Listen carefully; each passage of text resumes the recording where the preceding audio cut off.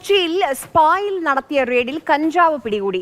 കടവന്ത്ര അലീറ്റ സ്പായിലെ റിസപ്ഷനിസ്റ്റായ യുവതിയിൽ നിന്നാണ് കഞ്ചാവ് പിടികൂടിയത്. ബിനിലുണ്ട് കൊച്ചിയിൽ നിന്ന് വിവരങ്ങളുമായി. ബിനിൽ, പോലീസ് നൽകുന്ന വിവരങ്ങൾ എന്തൊക്കെയാണ്?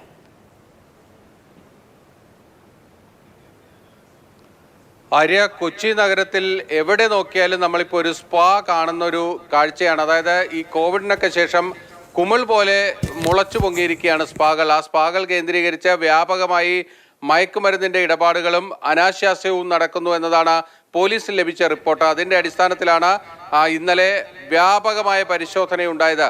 കൊച്ചി നഗരത്തിലെ 79 സ്പാകളിൽ പരിശോധന നടത്തി. അതിൽ ലൈസൻസ് ഇല്ലാതെ, അതോടൊപ്പം തന്നെ ഈ ആയുർവേദ സ്പാകൾ എന്ന പേരിൽ മതിയായ പഠനമൊന്നും പൂർത്തീകരിക്കാത്ത ജീവനക്കാരെ വെച്ചുകൊണ്ട് സ്പാകൾ നടത്തുക, അത്തരത്തിലുള്ള സ്പാകൾ അടച്ചുപൂട്ടിയിട്ടുണ്ട്. അതോടൊപ്പം തന്നെ ഗൗരവപ്പെട്ട ഒന്ന്, കടവന്ത്രയിലെ അലീറ്റ എന്ന സ്പായിൽ നിന്ന് കഞ്ചാവ് പിടികൂടി എന്നതാണ്. സ്പായുടെ റിസപ്ഷനിസ്റ്റായ യുവതിയുടെ കയ്യിൽ നിന്നാണ് കഞ്ചാവ് പിടികൂടിയത്. അവരെ പോലീസ് അറസ്റ്റ് ചെയ്തിട്ടുണ്ട്.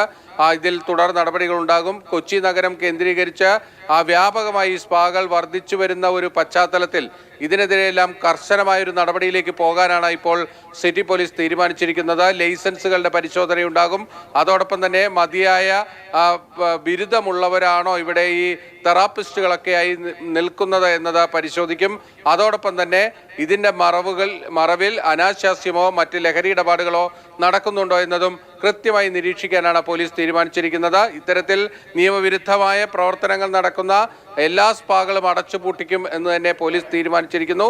വരും ദിവസങ്ങളിലും ശക്തമായ പരിശോധനകൾ ഉണ്ടാകുമെന്നാണ് സിറ്റി പോലീസ് അറിയിച്ചിരിക്കുന്നത്.